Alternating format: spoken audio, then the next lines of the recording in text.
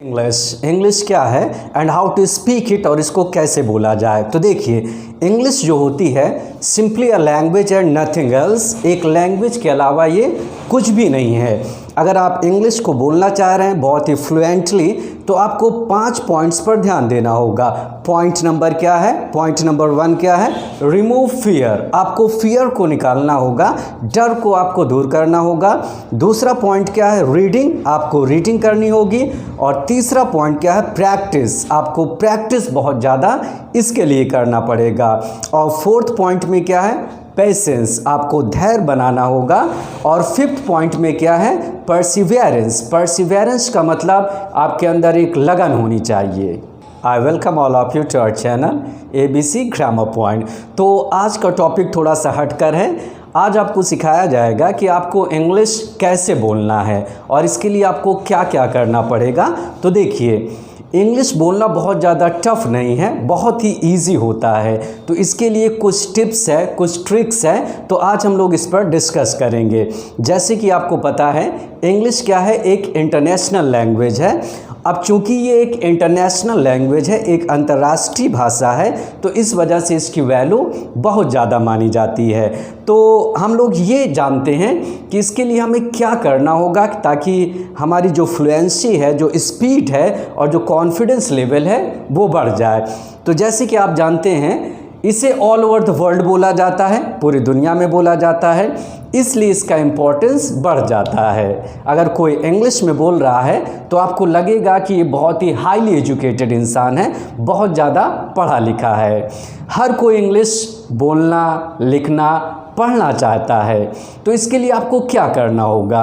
तो जैसे आप जानते हैं इस ग्लोबलाइजेशन में, मतलब ग्लोबलाइजेशन का मतलब इस वैश्वीकरण में इंग्लिश एक ऐसी लैंग्वेज है जो आपको किसी भी सेक्टर, चाहे वो प्राइवेट सेक्टर हो या गवर्नमेंट सेक्टर हो, उसमें सफलता आपको क्या कर सकती है? दिला सकती है। यदि आप इंग्लिश बोलना जानते हैं तो सोसाइटी में आपकी एक अलग पहचान होती है। लोगों को लगता है कि ये इंसान बहुत ज़्यादा पढ़ा लिखा है अगर आप इंग्लिश में बात करते हैं। इसके लिए आपको कुछ बातों पर ध्यान देना होगा और वो कौन कौन सी बातें हैं उस पर हम लोग आज बात करेंगे। तो पहली बात क्या है कि आपको फियर, जो डर होता है, उसको हटाना होगा। बहुत सारे स्टूडेंट्स ऐसे होते हैं जैसे उनको इंग्लिश का नाम सुनाई पड़ता है तो पता नहीं क्या हो जाता है, एक तरीके का डर आ जाता है। तो सबसे पहले आपको रिमूव फियर, आपको डर को क्या करना होगा? हटाना होगा। आपको रीडिंग करनी होगी और प्रैक्टिस। जितना आप प्रैक्टिस करेंगे, जितना आप रीडिंग करेंगे, उतनी ज़्यादा आपकी फ्लुएंसी बढ़ेगी और साथ ही साथ आपका कॉन्फिडेंस लेवल भी बढ़ता जाएगा। और साथ ही साथ आपके अंदर क्या होना चाहिए?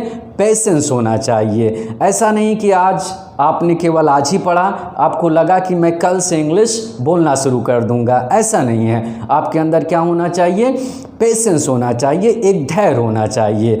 और साथ ही साथ आपके अंदर परसिवियरेंस होनी चाहिए, मतलब एक लगन या एक तरीके का डेडिकेशन होना चाहिए। अगर ये सारी चीज़ें हैं तो डेफिनेटली आप इंग्लिश बहुत ही अच्छे से बोल सकते हैं और आपके लिए बहुत ज़्यादा टफ नहीं होगा। आपको हमेशा ये सोचते रहना होगा कि कोई भी सेंटेंस अगर आप हिंदी में बोल रहे हैं तो आपको ये पता करना होगा कि इसके इंग्लिश क्या होगी। और साथ ही साथ आपको अपनी एम्बैरेसमेंट, जो शर्माहट होती है, उसको दूर भगाना होगा। बहुत सारे स्टूडेंट्स इस वजह से नहीं सीख पाते, उनको लगता है कि अगर मैं इंग्लिश में बोलूँगा तो लोग मेरे ऊपर हंसेंगे। ऐसा नहीं है। आप शुरू में थोड़ी सी प्रॉब्लम होगी, जब आप बोलेंगे तो लोगों को लगेगा कि ये थोड़ा सा अपने आप को दिखाने की कोशिश कर रहा है, लेकिन आप ऐसे लोगों के मतलब रिएक्शन या उनकी जो प्रतिक्रिया होती है उस पर आप ध्यान मत दें। केवल आप अपना टारगेट सेट कर लें और उसी पर आप आगे बढ़ें और हमेशा आप कोशिश करते रहें कि कुछ ना कुछ इंग्लिश में आप बोलते रहें। यदि आप इन सारे पॉइंट्स को बहुत अच्छे से फॉलो करते हैं तो आपको याद रखिएगा, इंग्लिश बोलना, लिखना, पढ़ना, इन सारी चीज़ों को सीखने में कोई भी नहीं रोक सकता है। तो चलिए आज हम लोग बात करते हैं कुछ ऐसे टिप्स की और ट्रिक्स की जिसको आपको यूज़ करना होगा, और यहाँ पर आपको एक एक रूल बताया जाएगा और उस रूल पर आपको सेंटेंस बनाना होगा और साथ ही साथ आपको प्रैक्टिस करनी होगी। आप कहीं पर भी रहें, आप लिखें, बोलें, तो इस तरीके से जब आप प्रैक्टिस करेंगे, बोलेंगे, तो डेफिनेटली एक दिन आप बहुत ही अच्छे इंग्लिश बोलने लगेंगे। चलिए देखिए, जैसे आपकी स्क्रीन पर क्या लिखा हुआ है, कैन नॉट, कैन नॉट। अगर हम इसको शॉर्ट फॉर्म में बोलते हैं तो ये क्या कहलाता है, कांट। चाहे तो आप कैन नॉट बोलें, चाहे तो आप कांट बोलें। फिर उसके बाद क्या लिखा हुआ है, हेल्प। वैसे हेल्प का मतलब तो मदद करना होता है, लेकिन यहाँ पर हेल्प की कोई मीनिंग नहीं निकलेगी। और फिर उसके बाद क्या लिखा हुआ है, first form of the verb, verb की फर्स्ट फॉर्म। और वर्ब को हम लोग क्या बोलते हैं, क्रिया। क्रिया आप लोग जानते होंगे, तो वर्ब की फर्स्ट फॉर्म में आपको क्या लगाना होगा, आईएनजी लगाना होगा। और ये चीज़ जो है वो प्रेजेंट को बताएगी। किसको बताएगी, प्रेजेंट मतलब वर्तमान को। और कैन नॉट या कांट, इसका हिंदी में जो अर्थ होता है नहीं सकता, नहीं सकते, तो इस तरीके की चीज़ें होती हैं। मतलब कैन का जो हिंदी मतलब होता है वो सकना, सकने, इस तरीके से उसकी हिंदी में उसकी मीनिंग निकलती है। तो ये किस चीज़ को रेफ़र करेगा, प्रेजेंट को बताएगा। अब अगर आप पास्ट में बोलना चाह रहे हैं तो पास्ट के लिए क्या लिखा हुआ है, कुड नॉट। और इसी को अगर हम शॉर्ट फॉर्म में बोलेंगे तो क्या बोलेंगे, कुडैंट। क्या बोलेंगे, कुडैंट। तो इंग्लिश बोलने के लिए थोड़ी सी आपको फोनेटिक साउंड, मतलब आपका प्रोनाउंसिएशन भी अच्छा होना चाहिए। तो कैन नॉट को क्या बोलते हैं, कांट, और कुड नॉट को हम लोग शॉर्ट में क्या बोलते हैं, कुडैंट। फिर उसके बाद क्या लिखा हुआ है, हेल्प, और उसके बाद वर्ब की फर्स्ट फॉर्म में आईएनजी लगी है। और ये किस चीज़ को बताएगा, पास्ट को। मतलब ये हुआ कि अगर आप प्रेजेंट में बोलना चाह रहे हैं तो कैन का यूज़ करेंगे, और पास्ट में अगर आप बोलना चाह रहे हैं तो कुड का यूज़ करेंगे। और कुड का मतलब सका या सकी। तो इस पर किस तरीके के सेंटेंस बनेंगे, बहुत ही इंटरेस्टिंग सेंटेंस बनेगा। जैसे मान लिया जाए, अगर आपको ये बोलना है, फॉर एग्ज़ाम्पल आप ये कहना चाह रहे हैं, मैं बैठे बिना नहीं रह सकता हूँ, मैं बैठे बिना नहीं रह सकता हूँ। तो ये किस चीज़ को बता रहा है, प्रेजेंट को बता रहा है। अगर आप पास्ट में बोलना चाह रहे हैं तो आप कैसे बोलेंगे, मैं बैठे बिना नहीं रह सका। तो सकता जो है वो प्रेजेंट को बताएगा, और सका जो है वो किस तरफ इशारा करेगा, पास्ट की तरफ इशारा करेगा। जैसे मान लिया जाए किसी ने कहा कि मैं उससे मिले बिना नहीं रह सकता हूँ, नहीं रह सकता हूँ। तो ये किस तरफ इशारा कर रहा है, प्रेजेंट की तरफ। और अगर हमें पास्ट में बोलना है तो मैं उससे मिले बिना नहीं रह सका। तो जब आप इस तरीके के सेंटेंस को इंग्लिश में बोलना चाह रहे हैं तो इसके लिए आपको इसी पैटर्न को फॉलो करना होगा। मतलब प्रेजेंट के लिए आपको क्या लेना होगा, कैन नॉट हेल्प, और हेल्प की अपनी कोई मीनिंग नहीं निकलेगी। इसी तरीके से पास्ट के लिए आप क्या लेंगे, कुड नॉट हेल्प, यहाँ पर भी हेल्प का कोई मतलब नहीं निकलेगा। और उसके बाद आपको क्या यूज़ करना होगा, क्रिया मतलब वर्ब, और इस वर्ब में आपको आईएनजी लगा देना होगा, और बहुत ही ईजिली आप सेंटेंस को बना सकते हैं। जैसे आपके स्क्रीन पर क्या लिखा हुआ है, ही कैन नॉट, या आप इसी को बोल सकते हैं ही कांट हेल्प मीटिंग मी। अब इसका हिंदी में अर्थ ये हुआ कि वह मुझसे मिले बिना नहीं रह सकता है। तो इस तरीके के सेंटेंस बहुत सारे आपके दिमाग में आते होंगे, लेकिन जब आप रूल को नहीं जानते तो आप फंस जाते हैं। तो क्या लिखा हुआ है, he can not help meeting me, तो इसका मतलब वह मुझसे मिले बिना नहीं रह सकता है। और इसी बात को अगर आपको पास्ट में बोलना है तो आप कैसे बोलेंगे, he could not help meeting me. मतलब क्या हुआ, वह मुझसे मिले बिना नहीं रह सका। आप चाहे तो आप कैन नॉट बोलें, चाहे तो कांट बोलें। अगर आप स्पीकिंग कर रहे हैं, मतलब अगर आप बोल रहे हैं, तो शॉर्ट फॉर्म में ज़्यादा अच्छा माना जाता है। तो आपके लिए ज़्यादा अच्छा होगा कि आप ऐसे बोलें, ही कांट हेल्प मीटिंग मी। और दूसरा कैसे बोलेंगे, he couldn't help meeting me. तो कैसा लगा ये रूल। अब इसी तरीके की सेंटेंसेस को आपको क्रिएट करना होगा और साथ ही साथ आपको बोलना होगा।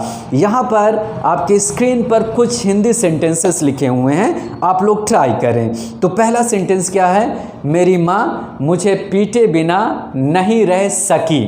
सकी तो ये पास्ट की तरफ इशारा करेगा। आप इसको ट्राई करें कि इसकी इंग्लिश क्या होगी।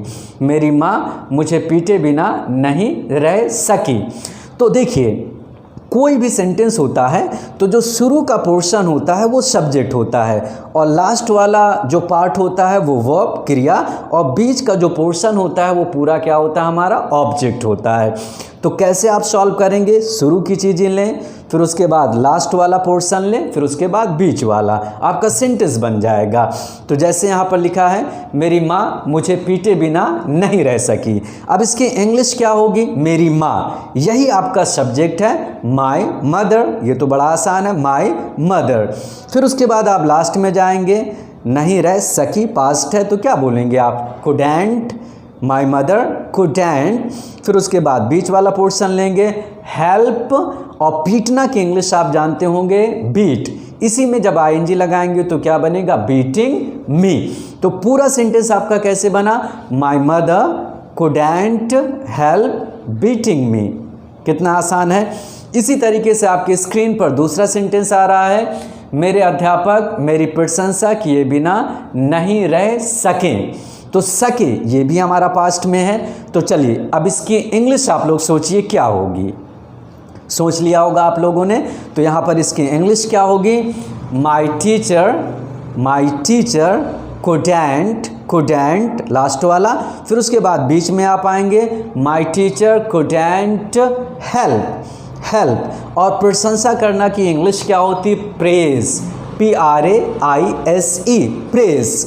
तो अगर आपको ये सारी चीज़ें नहीं पता तो इसको आप लिखते भी चलें, PRAISE, प्रेज। तो पूरी इंग्लिश क्या होगी, my teacher couldn't help praising me, my teacher couldn't help praising me. इसी तरीके से आपके स्क्रीन पर थर्ड सेंटेंस क्या है, वह मुझसे बात किए बिना नहीं रह सकता है। ये आपका प्रेजेंट है, वह मुझसे बात किए बिना नहीं रह सकता है। तो चलिए आप ट्राई करें कि इसकी इंग्लिश क्या होगी। तो वह की इंग्लिश क्या होती है, ही। हाँ, अब थोड़ी सी प्रॉब्लम है, वह मुझसे बात किए बिना नहीं रह सकता है। तो इससे ही पता चल रहा है कि ये मेल की तरफ इशारा कर रहा है। अगर इसी सेंटेंस को ऐसे बोल दिया जाए, वह मुझसे बात किए बिना नहीं रह सकती है, तो इससे पता चलेगा ये फीमेल को बता रहा है। तो सकता है तो यहाँ पर हमारा क्या है, मेल है। तो इस वजह से इसकी इंग्लिश क्या होगी, ही। अगर शक्ति है आता तो इसके लिए हम लोग क्या लेते हैं, शी लेते हैं। तो वह मुझसे बात किए बिना नहीं रह सकता है। तो इंग्लिश आपकी क्या होगी, ही। सकता है प्रेजेंट है तो क्या बोलेंगे आप, कांट, ही कांट। फिर बीच का पोर्शन क्या होगा, हेल्प, ही कांट हेल्प। बात करना की इंग्लिश क्या होती है, टॉक। तो कैसे बनेगा, ही कांट हेल्प टॉकिंग। और टॉक के बाद हमेशा आपको याद रखना होगा टू का यूज़ किया जाता है। तो यहाँ पर पूरी इसकी कंप्लीट इंग्लिश ये होगी, he can't help talking to me, he can't help talking to me. कितना आसानी से बन गया। इसी तरीके से आपके स्क्रीन पर नेक्स्ट सेंटेंस क्या लिखा हुआ है, वह हम लोगों को गाली दिए बिना नहीं रह सकती है। वह हम लोगों को गाली दिए बिना नहीं रह सकती है। तो इससे पता चल रहा है कि कोई फीमेल है, कोई गर्ल है। तो चलिए आप सोचिए इसके इंग्लिश क्या होगी, वह। तो यहाँ पर आपको क्या लेना होगा, शी। सकती है तो यहाँ पर फीमेल को बता रहा है, और सकती है से हमें ये पता चल रहा है कि ये प्रेजेंट है। तो कैसे आप बनाएंगे, शी कांट हेल्प। और गाली देने की इंग्लिश क्या होती, abuse, she can't help abusing. और हम लोगों की इंग्लिश क्या होगी, अस। तो पूरी इंग्लिश आपकी क्या बनेगी, शी कांट हेल्प अब्यूजिंग अस। तो कितनी आसानी से आपने ये सेंटेंसेस को सॉल्व कर लिया। तो बहुत ही अच्छा यूज़ है। अब इसी तरीके से सेंटेंसेस को आपको सोचना है और उसकी इंग्लिश आपके दिमाग में आनी चाहिए, और साथ ही साथ आप अपने ग्रुप के साथ या फ्रेंड के साथ या किसी के साथ भी आप प्रैक्टिस करें। तो देखिए आपको बहुत ही अच्छा लगेगा, और स्टेप बाय स्टेप हमें चलना है। तो यहाँ पर ये हमारा पहला रूल है। फिर उसके बाद जैसे ही आप थोड़े से रूल और रेगुलेशन को बहुत अच्छे से जान जाएंगे तो आप बड़े बड़े सेंटेंसेस भी बड़े आसानी से बोल सकेंगे। तो आई होप आपको काफ़ी अच्छा लगा होगा। तो meet you in the next video.